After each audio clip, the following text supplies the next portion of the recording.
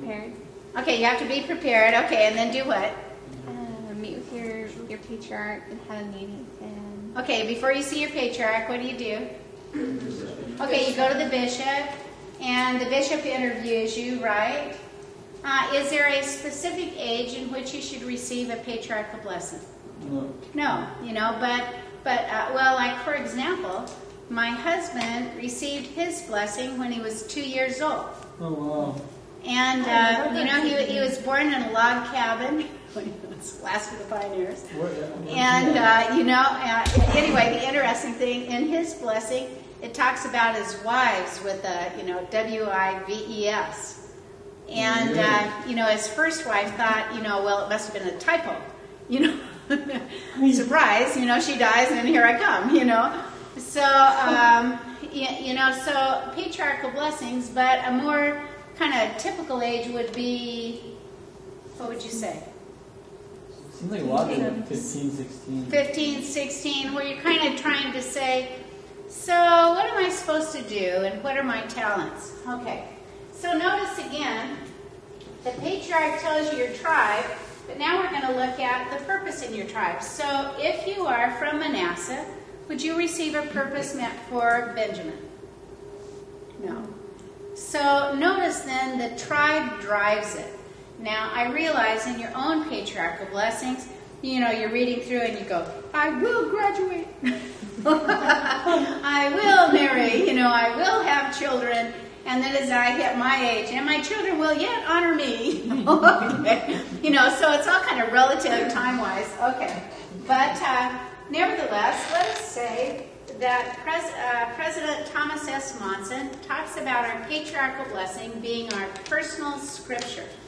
And notice we are told to study our scriptures, not to just be a pupil, memorize them, but to study. Do you suppose it would be of personal value to you to study your patriarchal blessing? Yes. Okay, so how could you study your blessing? There are many ways to do so, but we're going to study ours in thirds. So, for example, okay, here's one way. Here are your blessings. Here are your commandments. And here are your warnings. Okay, so here we go. If you study something, it's like you dissect it. You pull it apart, you look for past tense, ed, you look for plural, s. You look for, future tense. You're going to study it apart because, after all, you want to know what in this life you're supposed to do so that it will be said, well done, thou good and faithful. We're going to start first with blessings. Typically a blessing is a gift of the Spirit. So, for example, throw out gifts of the Spirit. What are gifts of the Spirit that could be yours? discernment. Discernment. You have the gift of discernment. Give me another gift of the Spirit. Healing. Healing. You can heal. You have the gift to heal, to be healed. Give me another one. Prophecy. Okay, you have the gift to prophesy. You can receive revelations. Another gift. Tongue. Okay, you have the gift of tongues, and someone can actually understand what you've just said, So gift of tongues, interpretation of, how about dreams, interpretation of dreams? Okay, so blessings, typically they are gifts from your Father in heaven. They may also include such words as love, happiness, joy, great joy, pleasure, health, friendship, brilliance, whatever it is, these are your blessings. Now, notice the blessings. Does the Lord give a free lunch? And the answer is, wouldn't that be great? But these are actually the fruits of righteous living. In other words, I, the Lord, am what? Bound. Okay. When you do what I say, when you do not what I say, you have no what? Promise. So these are the promises meant for you. Does that make sense?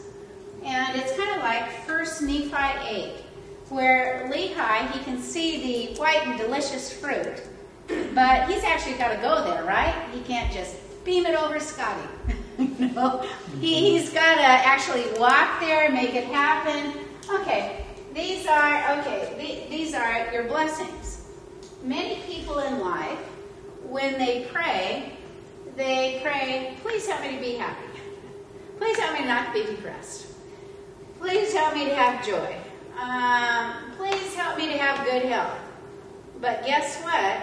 Would they be much more effective if they said, please help me to keep the commandments, because I, the Lord, am what? Bound. These are yours if what? You do what I say. Okay, so we're going to keep our blessings there and go to our commandments. Our commandments are our strengths. We actually brought them with us before we came. Another word for your commandments might also be your talents.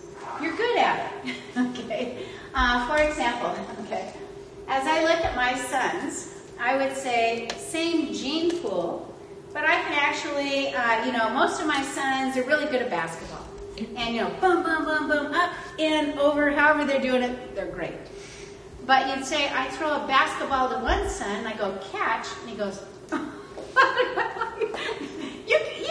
catch it. Okay, and you'd say, what's wrong with this kid? And I go, nothing, he's actually wonderful. But guess what? It's not one of his talents. He's just not good at that. And then I can also look at our same family, same gene pool, and I can say, all of us have really bad voices. But one child, suddenly when he sings, you go, perfect pitch. How'd he do it? And I go, it's not for me. He brought it with him. The same dancing, got 2 left feet. What happened? Somebody got it. Okay, I've got one son that mathematically, oh my gosh, in his head he can do the math this, he can do calculus, he can do advanced, and you're like, how in the world does he do it? And I go, it can't possibly be from me. It can't be from my husband. Guess what? He brought it with him. Okay, can you all say that of your own lives? When you look and you go, here's me and here's my sister, here's me and here's my brother.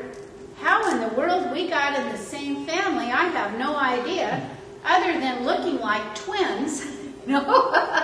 We couldn't be 2 more opposite people. Okay, now watch this.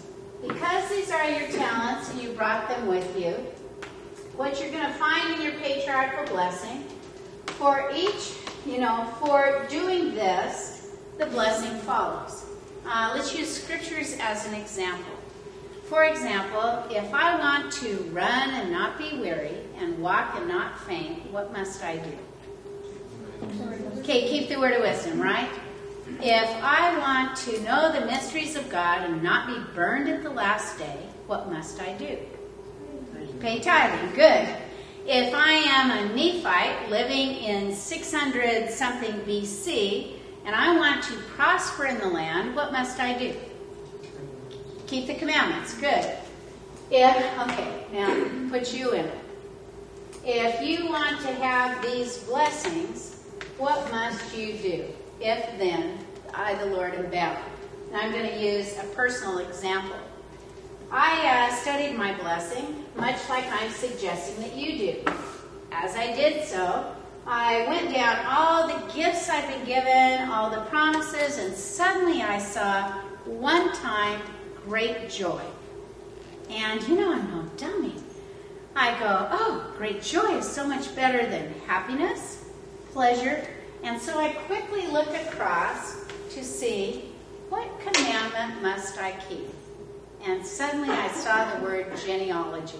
And I went, oh no. But then have you ever had one of those days where you go, everything went wrong, and it's only going to get worse tomorrow?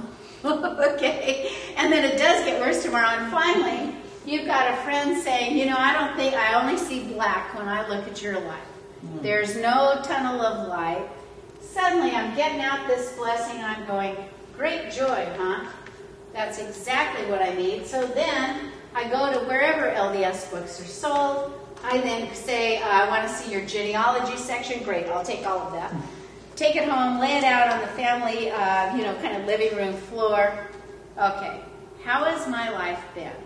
And I'd say, My life has been like much of yours will be. There are the highs and the lows by the external everybody looking at it. You'd say, today was a great day for you, and I go, oh yeah. And you'd say, the next day was a bad day for you, and I go, nope. Externally, it might appear so, but guess what? In that day, I had what? Great joy. Well, BYU lost football. I don't care. I just had great joy. Okay. Tim, you lost. I don't care. I just had great joy. Things have gone wrong in the family. And I was like, well, I really do care. But guess what? Although I bawled my eyes out part of the day, I didn't end the day before I had great joy. And you'd say, well, how much have you done? And I'd say, well, I've written 120 books. What's mostly the topic? Some kind of genealogy. Somebody that lived in the past, some kind of, and you go, well, why would you do that? And I go, I'm no dummy. I want to have joy in this life as well as the next. I want to be what my Father in heaven wants me to be. Okay, if the commandments are my strengths, and I brought them with me, what are my warnings? Your weaknesses. They're my weaknesses. Okay. Don't you hate it? A patriarch that's never seen me before can tell me my weaknesses? And I go, I thought I'd covered them up so good. Okay, weaknesses, you can pick them out in patriarchal blessings. They begin with the word what? If. Okay, I actually thought my patriarch was stuttering. He's going, if. I'm like, come on, buddy, just say it. just spit it out. Okay, they begin with if. Don't do it. I admonish you, I caution you. Do. Red lights, this is tough, okay. They are my weaknesses. Tell me, if I built my life on my weaknesses, would I ever have great joy? No. Should I spend my life overcoming my weaknesses? No, that just can't be happening, right? So let's say, okay, I'm going to share a weakness. One of the weaknesses I have is I can't sew. And you'd say, well, everybody can do that. And I'm going, what are you talking about? I'm one of those. Everything went here, nothing went to the hands. And so you said, well, I'm going to sign you up for a sewing machine class. I'm going to get you over to my friends. They'll be able to help you. You can put in sleeves and buttons. And I'm going, nope. I read what Angel Moroni was wearing. No inset sleeves, no buttonholes, straight down the front. I am set. The next life I'm going to learn it. Okay. If I build my life on my strengths, what kind of life do I have? Joyful life. It's pretty joyful, isn't it? Because guess what? If I'm promised revelations, dreams, healings, interpretation of dreams, all of those blessings, I'm going to have a pretty joyful life. If I spend my life on my weaknesses, what kind of life am I going to have? Frustrated. Okay, I'm going to be frustrated. I'm going to be angry. I'm going to be discouraged. And, but the Lord tells us that our weak things will ultimately become our strengths, right? So, I look at my patriarchal blessing every year, As I look at this, and actually more often than that, as I look at it, I say to myself, I can't believe the Lord thought I was impatient. I'm going to try and be more patient this year. Tell me, has it worked for me? Not yet. I go, I'm not old enough to conquer that weakness. What about forgiveness? Oh, I'm working on it. Oh, wow, that one's tough. Okay, do you see what I'm talking about? How smart is it to build a life on weaknesses? Not smart. Okay, so let's suppose that you just studied that patriarchal blessing, and after you had studied the blessing, you said like I did, well, I wish I died the night I got the blessing. Because after all those blessings, I so messed up my life. Tell me, will those blessings come back when you turn your course? Okay, in other words, do they all go to my neighbor whose kids are perfect, their shoes are always polished? What would you say? Okay, no. Okay, do the blessings come back your way? And the answer is absolutely.